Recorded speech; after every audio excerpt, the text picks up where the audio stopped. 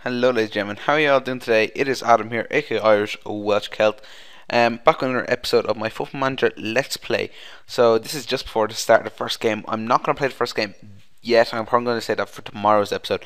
But today I'm just going to basically go through and show you what I've done thus far on basically like what we've done. So as regards team, as we discussed the last day, so I'll go to the transfer centre and show you what we're doing. Where am I going? Yeah, so transfer wise, I tried to get this guy. He actually is a really good player. I think he plays for Liverpool, like in my save, but he's a really good player. But he didn't want to join us. We had a few other potentials that just didn't go well. We tried getting the likes of Makeda, Cleverly, kind of a few of these types of players. Just that like even Lorenzo Kreistig, who's quite a good player for me, my Blackpool one. So I said he's a good player. I try to get him. Didn't really work. So these we only got in three players because basically I thought that was all we need. We got in Ross Barkley, who's a really good player. He turns out to be a quality player. As you can see, he's 4.5 star potential, but like he's basically our like third best midfielder. So I thought I'd just have him there in that position, like attacking midfielder. Can obviously make an impact when we've a bit of a few injury crisis or whatever. So Campbell, another player, his wage was really cheap, only 3,800. So I said, you know what, I'll get him for a bit of experience.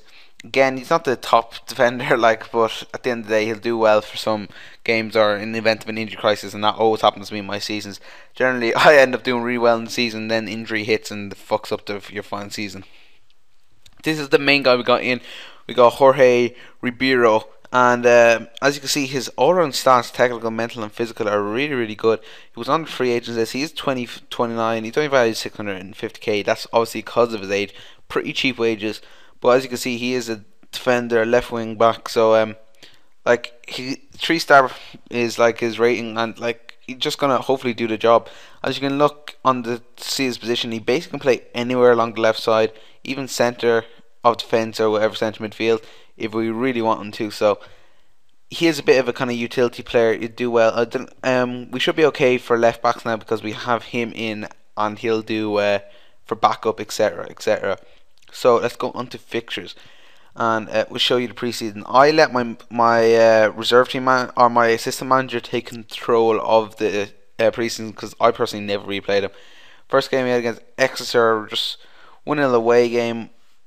The not the best result, to be honest. One that you expect to be winning better away to Exeter, but what can you do? Second game, pretty good win against a good Celtic team.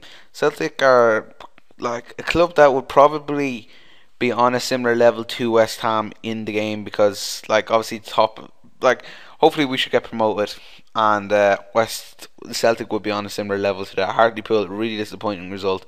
Newcastle, pretty good results against a Newcastle team which are like really good. They have some really good players, Newcastle. Nicky Maynard, Foy gets sent off for that game, but obviously it's a pre-season friendly, so it's not really going to affect. He's not going to get a ban or anything like that. We just have to keep an eye on the discipline. 2-1 win against Barrow, obviously to be expected, and a home game at Osasuna. Osasuna would be like, for those who don't know, they play in La Liga, and let's see what their recent kind of history is like. I think they've like had decent enough finishes, ninth. Yeah, they're pretty like they're basically like a mid-table La Liga squad. So in comparison to what we have, that's pretty happy with it, like how things are going. Like that is a decent team. Again, preseason friendlies, I don't generally really read too much into them because at the end of the day, it's these games that really count. We did get Charlton in the Carling Cup. Priority wise, I'm not really going to be prioritising the Carling Cup because it's not an important competition for me. Probably play some of the youngsters like Barkley and Raven Morrison and the like for that. We'll just go to the boardroom and show you what the kind of board is expecting of us this season. So let's have a look. Competition wise, minimum expectation win the Empire Championship. Yep. They expect us to reach the 5th round. I think we go in at the 3rd round. I'm not sure. Might go into the 2nd. I'm not really sure. I think it's the 3rd round. I think we should be okay. And 4th round of Carling Cup. I don't really like. I'll play them and hopefully do well, but at the end of the day, it's not like it's not. I'm not going to be prioritising cup competitions. Just want to make sure we secure promotion. Hopefully onwards and upwards from there. What I do want to ask you guys is, as regards to the setup, what way do you want to see me do it? Because I watch a load of different people for Football Manager. I really do like some of them. I like Total Team Talk is one I like. Media Machinima or Atmos Cube 22, and even Anto Holland's one does good Football Manager. But I want to know, like, what way do you want to see the thing done out? Because some people do it like where they'll live come every game. Some people do it where they'll play a couple of games, go back and show you all the fixtures and talk about how things are going on. Or some people will like play a few games and then just live com kind of important games or big games.